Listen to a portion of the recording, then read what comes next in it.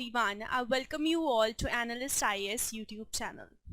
Today's video is about Psir 500, and what I'm assuming is that my audience are those people who have political science and international relations as their optional subject, and they must have also completed their syllabus of the optional subject at least once by now, either with a teacher in a classroom program, most likely, or probably by self-study. Now, where does Psir 500 enter the scenario? Psir 500 is supposed to fill in a gap. The gap which remains after you have completed the course of your optional subject, the syllabus of your optional subject, but you are still not exam ready. So Psir 500 is supposed to make you exam ready. And it is well known fact that getting knowledge is one thing and the application is another. And when it comes to writing answers for UPSC CSE, it certainly is an absolutely another level of skill that you require. Here, the knowledge remaining constant, how skill can make or break it for you, your attempt for you. Let's understand it in this way.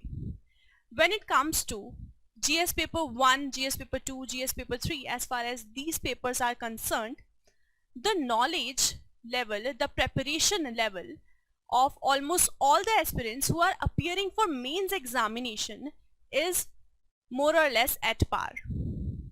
But it is the subjects like GS paper 4, essay paper, your optional subject. These are the papers which are more subjective as compared to GS paper 1, GS paper 2, GS paper 3, that make all the difference, and not the scores of GS paper 1, GS paper 2, GS paper 3.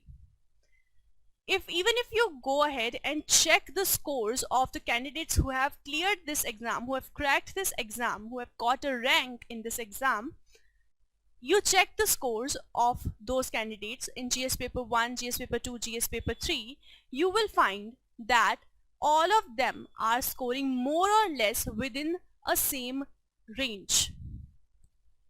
And of course, with a very few exceptions too. But your scores of GS paper 4, essay paper and your optional subject is what determines what's your rank going to be, whether or not you will be there in the final list. And having understood that, please note, so when it comes to optional subject, let's put it like this, that optional is your weapon. And you need to be very smart, sharp and agile with your weapon. When it comes to answer writing, it is a major skill that you require to sail through the journey of UPSC CSE. And the good part is that skills can be developed. Answer writing as a skill requires you to understand the question, get into the shoes of the examiner and decodify why the examiner is asking that question to you, why that question is there in the paper, and then filtering the content and presenting it seamlessly in that answer, managing the time well, and doing the same for each and every question of the paper for the paper completion. Now, if that seems easy, that certainly is not easy, because there are numerous people who are in the vicious cycle of this examination.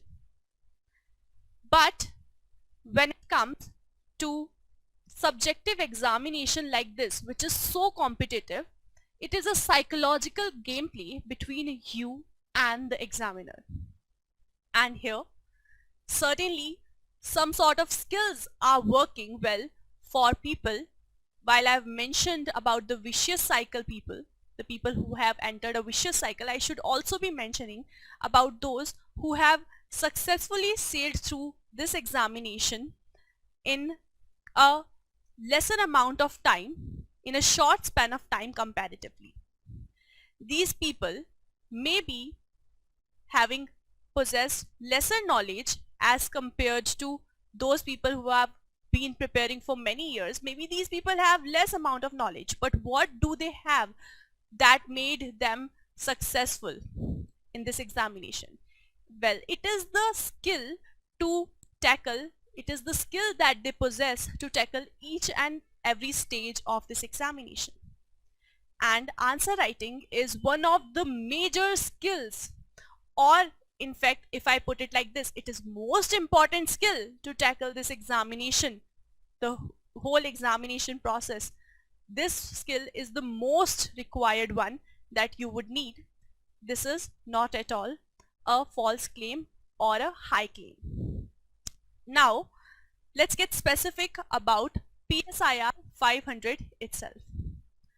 Let me take you through a quick revision of a very basic topic from our syllabus, from our subject's syllabus, that is PSIR and International Relations. And I will be demonstrating to you how PSIR 500 is going to work as a course. So, when we talk about political science, we have to begin with political theory. But before that, you need to know what theory is.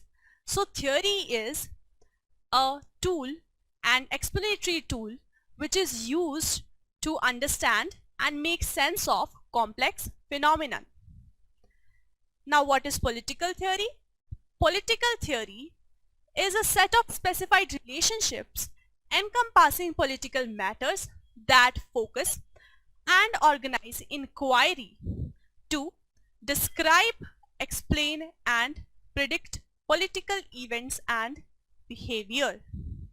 So this is one definition of political theory, while thinkers like Sabine, David Held, Andrew Hacker, George Catlin, John Plamentas, and Norman Berry have also given their own definitions of political theory, which can also be used to define the same, which you can use as per your choice.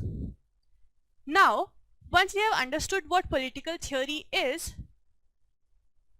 you must know that there are various approaches to study political theory, which can be divided into two broad categories, namely traditional approach and modern approach. Traditional approach possesses characteristics like being normative, value-ridden. There is a lack of research which was witnessed amongst the traditional scholars of political theory. The facts and values cannot be separated was a firm belief of political theorists of traditional era.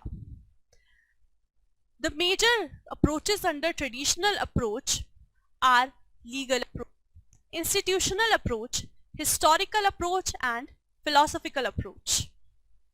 Now, on the other hand, there is modern approach, which showcases characteristics like usage of empirical data, interdisciplinary study of the subject matter, and scientific methodology, using scientific methods to study the subject like collection of data under sample surveys, and sometimes using mathematical models to perform calculations.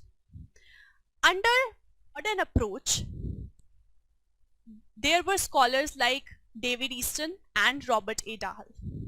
But why this transition has to happen, why certain characteristics have to drastically, in fact contrarily change from normative, why it became empirical, or why a characteristic of empirical and more scientific manner was to be adopted? Well, it was because of the decline that was witnessed, a setback that was witnessed for the traditional approach of political theory. During the events like World War and emergence of fascism, Nazism and Marxism, traditional scholars failed to predict and explain the speedily turning, the reckless turning of events in the world politics. And because they failed to predict and explain these events, the setback was seen in the subject matter. And scholars like David Easton and Robert A. Duvall started to criticize the traditional approach and wanted to contribute towards improving the subject to help it survive, which is why came up the modern approaches. Under modern approaches, an initiative was that of behavioralism. Behavioralism focused upon the human behavior within the society. So, as it is given over here, under modern approaches, scholars wanted to make political theory into political science. They wanted to move from theory, from philosophy to science, and they wanted to take the study of the subject matter more towards scientific attributes, which is why we saw characteristics on the previous slide that are more scientific in nature, closer to the physical sciences.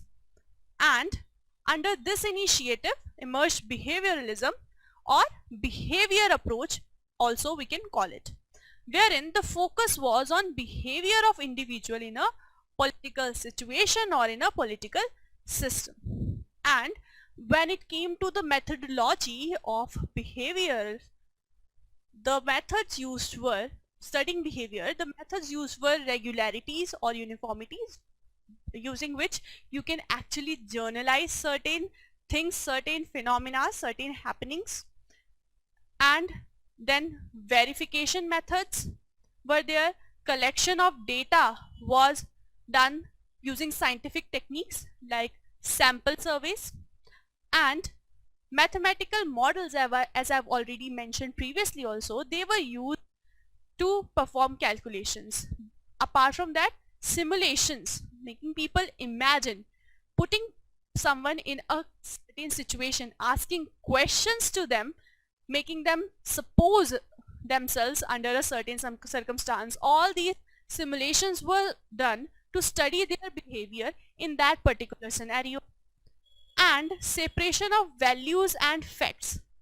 This is a major thing. We saw during traditional approaches, thinkers believe, scholars believe that value ought to be separated from facts. But here, behaviorists tried to separate values from the facts. And there was establishment of systemization. People like David Easton gave systems model to establish and demonstrate in a generalized manner how a political system works. And in fact, there were mathematical calculations which were applied to predict the results, along with having interdisciplinary studies, barring the watertight compartmentalization of the subjects. And although this seems like a very scientific approach, taking political theory close to being a science and transforming it into political science, a certain limitation was witnessed even to this approach of behavioralism, because having too much of scientific character, strictly or overly making political studies scientific, had the subject matter lose its purpose.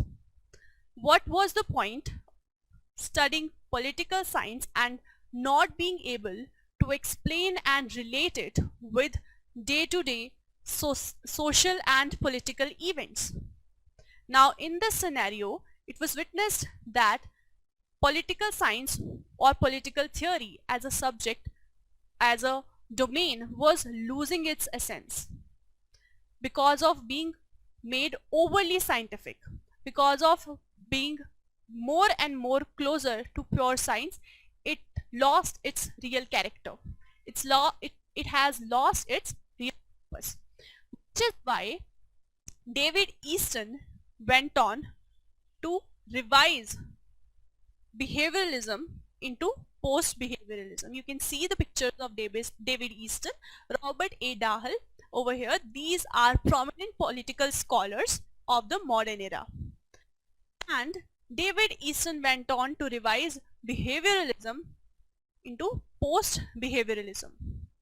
In post-behavioralism, the focus was on balanced usage of facts and values. So here, something which traditional approach was vouching for, that values cannot be separated from facts, that was accepted by the revision of behavioralism into post-behavioralism. Reason being that during behavioralism, the limitations which were showing up, it made the scholar recognize that values were important and they did influence the functioning of people in a community, in a society, or in a political system. And here, this whole story could be summed up with the words of Thomas Kuhn itself, how he puts it, that there is always a thesis, then there is an antithesis, and then there is synthesis. So thesis, antithesis, and synthesis. Post-behavioralism went on to synchronize the characteristics of traditional and modern approach together, and that's how it made political science, taking it away from pure science, it made it more of an applied science. Applied science.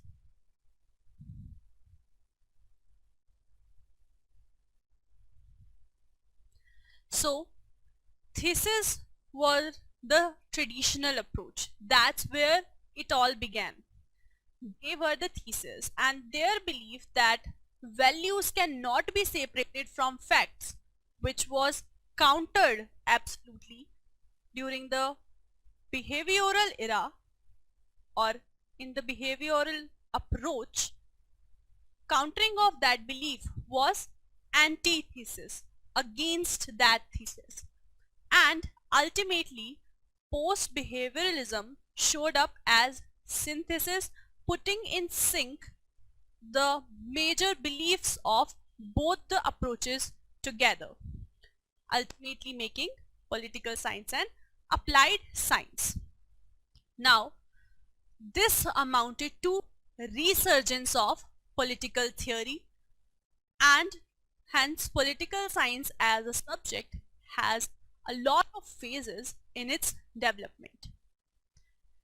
Political theory started to decline because of the failure of traditional approaches to explain and predict certain changing events, certain changing times in political arena of the world, which is why scholars wanted to improve upon it. They came up with behavioralism, but some limitations were noted because of the extreme contradictory steps that they took in contradiction to the, which is why came post-behavioral synthesis, and the relevance of discipline as a subject was, or political science today go hand, because people from a modern approach wanted to make it more of a science, while in the traditional time it was more of a theory, and now they have been amalgamated, both the approaches have been amalgamated with carrying on synthesis. Apart from post-behavioralism, there were other theories like postmodernism which contributed towards this synthesis. And with the synthesis of both, while we have the attributes of both of these approaches, we have political theory and political science going hand in hand, complementing each other as of today. So this story is a quick recap that I want to give you, but I'm sure you all must have already known about it, and in fact you must have studied it for yourself or in the classroom much more in detail with more nitty-gritties, more details in between. However, I intend to make it only a quick recap for you. So while it is done, let's look at these two questions, these couple of questions which I have framed with regards to this particular topic. Political science was in the state of decline. Behavioralists could arrest the decline. Comment. This is the first question. Then give an account of two stages of decline in the history of evolution. The discipline of political science. In the discipline of political science. So you have to tell about the two stages of decline in the history of evolution of political science. Right? These are the two questions that I have framed. But have I really chosen this particular topic to discuss today out of the blue? I told you initially that I am going to discuss a very basic topic from our syllabus. Now, as basic as this was for us, let's look at how UPSC has treated it. UPSC has actually asked a lot of questions from this particular topics repetitively year on year in the past examinations, which is why this topic becomes very relevant. And this is how it proves for us. Discuss the significance of normative approach to political theory. UPSC asked this question in 2020. In 2019 it asked comment on a resurgence of political theory. It went on to ask in 2018 also about the decline of political theory, and next year it was asking about resurgence. Then in 2016 it asked about post-behavioral approach, while in 2012 difference between normative and empirical theories of politics was asked. From the characteristics discussion, you can easily figure out that normative here is traditional approach, while empirical theories are modern theories, right?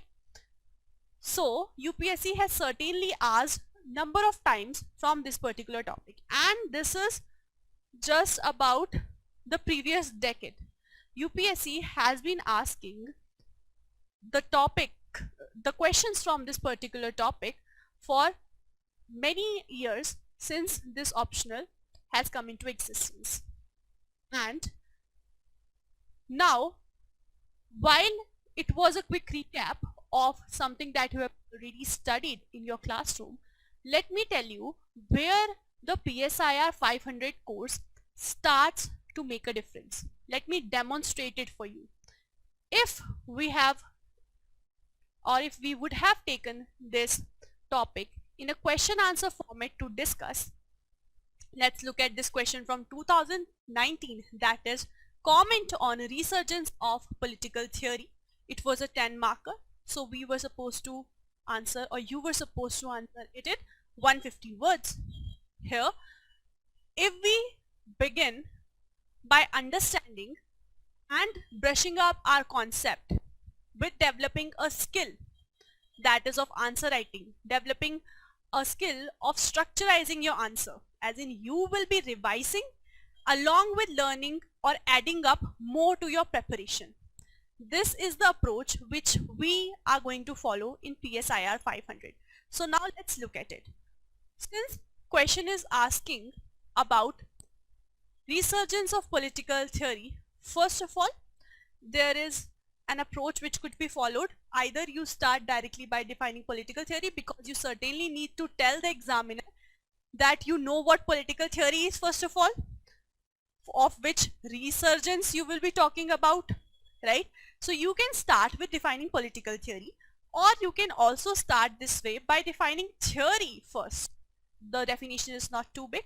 You can go ahead and write theory is an explanatory tool which is used to understand and make sense of complex phenomena, right?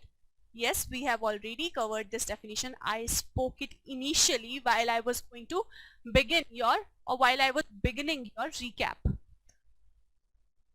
While political theory is a systematic knowledge of political phenomena, so since we are putting in that theory is an explanatory tool to understand or make sense of complex phenomena.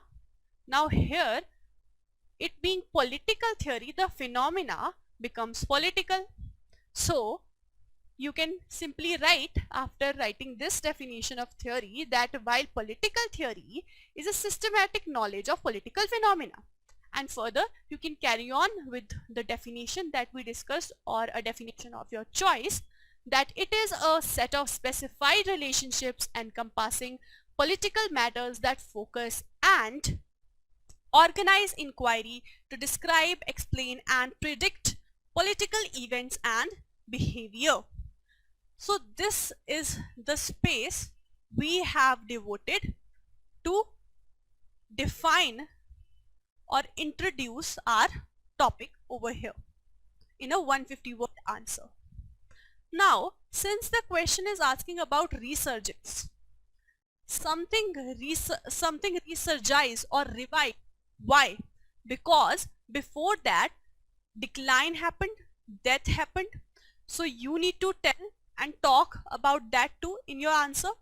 So we will put it like this. Political science has been a dynamic discipline since the beginning. So yes, changes have occurred. You have made sure to convey the same to the examiner. And different perspectives have dominated at different times. The political theory approach was hegemonic till Second World War.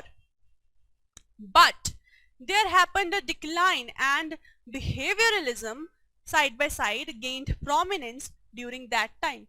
We know that it was thinkers like David Easton and Robert A. Dahl who were mentioning political theory was dying, declining, or it has died, it is dead, right? And David Easton was a prominent scholar under behavioralism, and he was the one who revised it to post-behavioralism. So we will mention David Easton had termed decline in political theory, and Robert A. Dahl stated political theory is dead. So scholar mentioned. This is a major requirement in your optional paper. You need to integrate, you need to substantiate your answer with a scholar.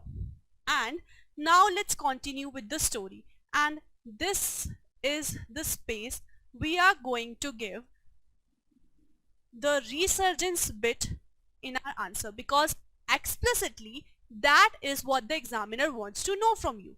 So something which has been asked explicitly needs to have most of the space in your answer, right?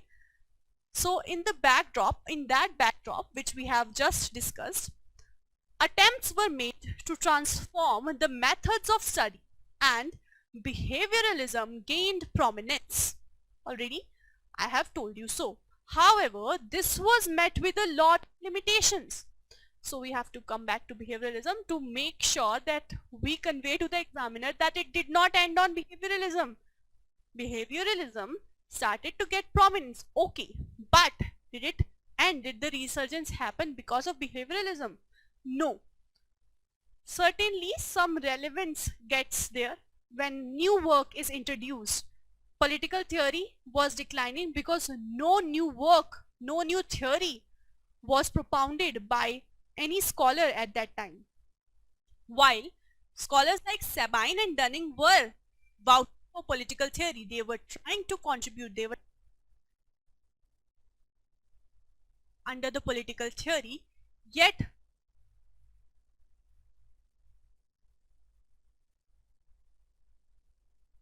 political theory irrelevant, right?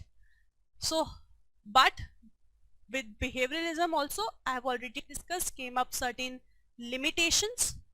Now, since I have already discussed it with you, I'm again and again telling you that I have already discussed it.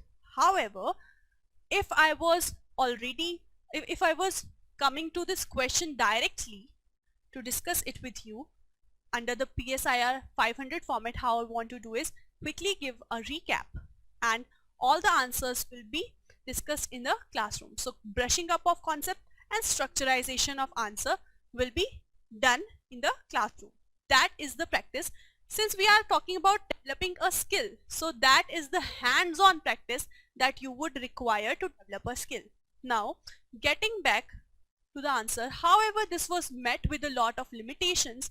Science relies on data, experiments and aims to formulate laws because there was too much of scientific approach that was being followed. Overly scientific it was made. So there was a very little area for gathering data in the field of political science. Example, electoral politics. There is not much scope of data collection all the time, and that too not value ridden, right? We people decide on the values and beliefs that we hold. So there was very little scope for data collection, that too empirical data collection. Thus, it ended up reducing the scope of the field itself, because if you only keep emphasizing upon where all you can have empirical set of data, there is a lot that you are missing upon. How a person is making decision, you determined in a sample survey, collecting a sample survey, that okay, this person went for this particular party to vote. That was his decision, which he told you when you surveyed him. But what led to him making this decision? Could you come up to that conclusion? No. The reduced scope of the study was witnessed. So behavioralism also hampered the utility of the discipline, since it removed the normative dimensions of the field, value-based dimensions of the field. This approach was criticized and there was an attempt to reform it, right? David Easton revised behavioralism to post-behavioralism. Now, the post-behavioralism balanced the usage of facts and values. Post-behavioralism was also accompanied by other theories like postmodernism in striving for resurgence of political theory. And the resurgence in political theory made political science and applied science.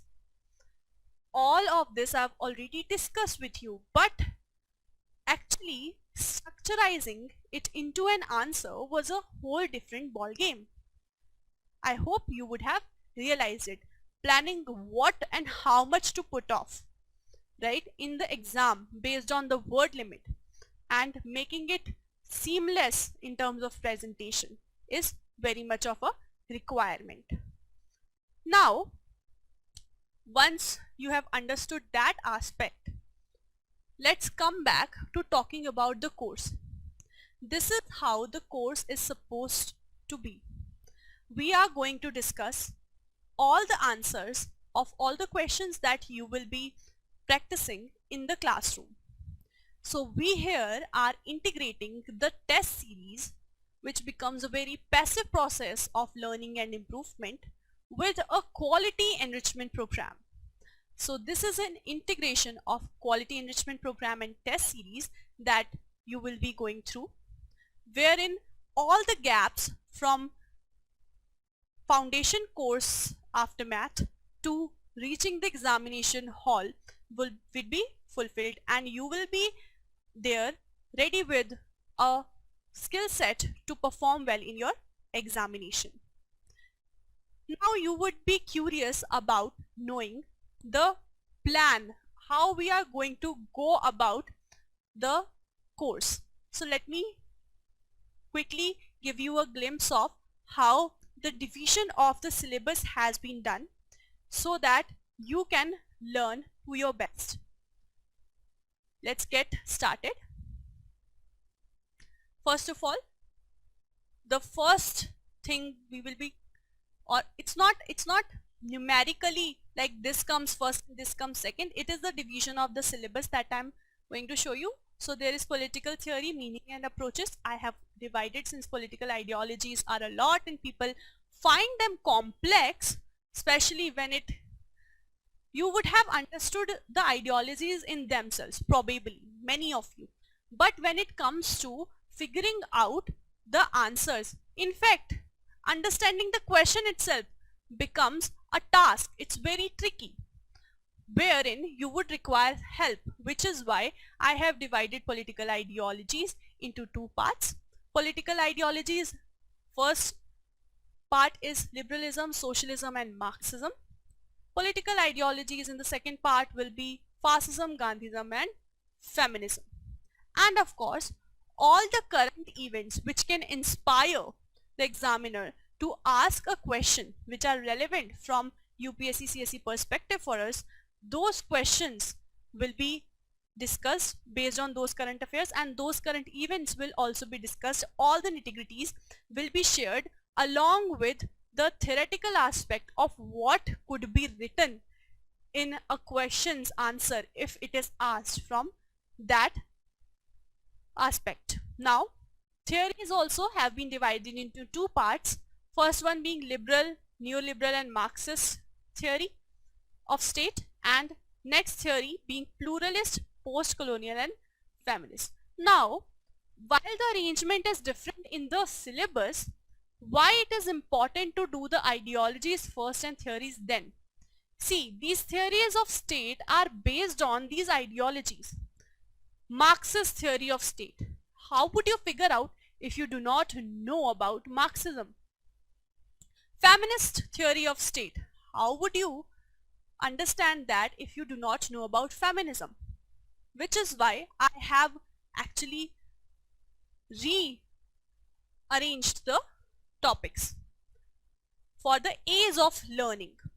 And then Western political thought or Western political thinkers have also been divided into two: Plato, Aristotle, Machiavelli, Hobbes and Locke, followed by John S. Mill, Marx, Gramsci and Hannah Arendt.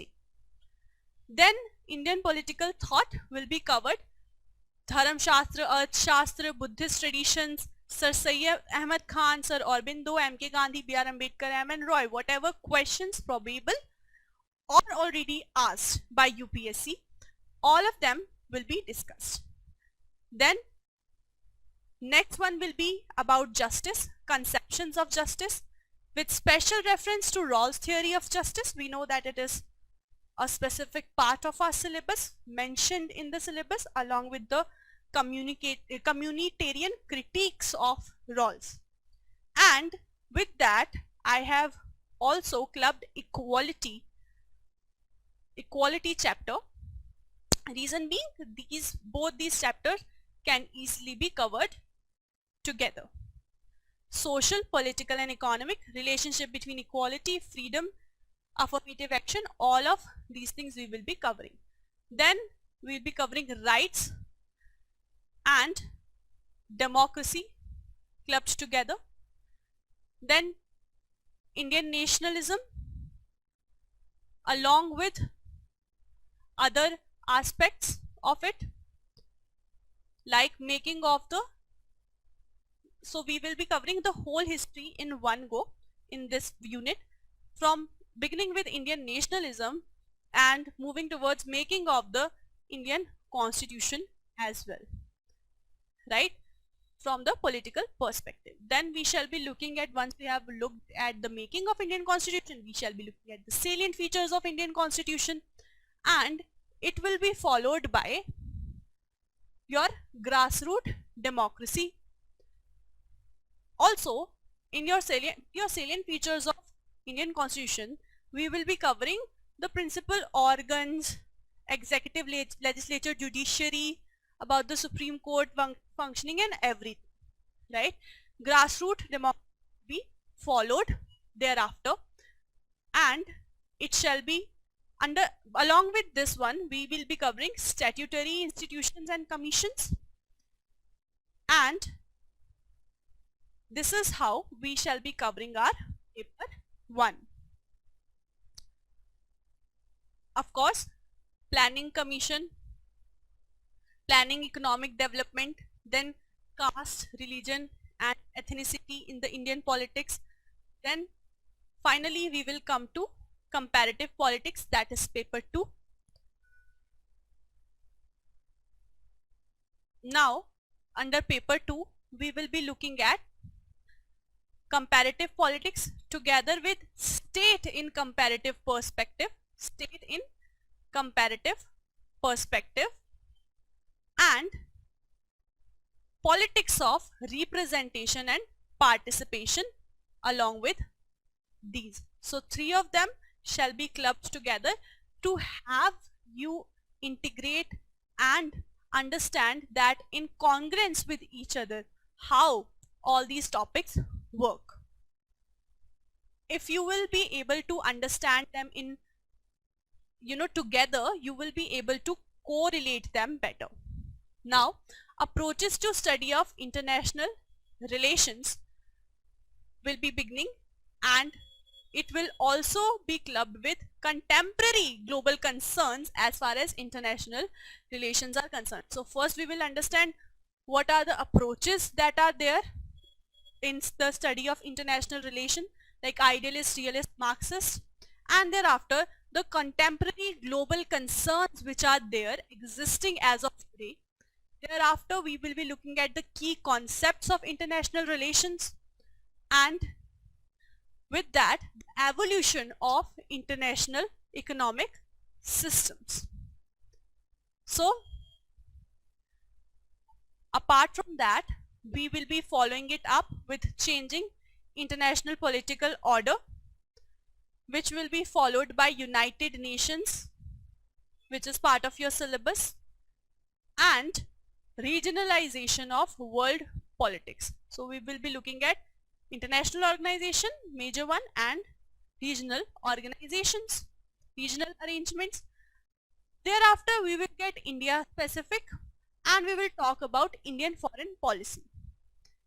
And apart from that, we will also club it with recent developments in the Indian foreign policy. So understanding Indian foreign policy and recent developments in the policy should be correlated, coordinated and understood in one go. That is why I have clubbed these topics together to complete. After all, this is not a wholesale foundation course. This is a revision and application part skilling, right? So India and South Asia will be our next pick for the discussions in our course, and then India and Global South will be following thereafter. Now, for further inquiries, you can contact us on the given numbers, and I also invite you, I extend a very warm invite to you all for attending an open seminar at Analyst Ias. See you soon. Thank you so much for watching.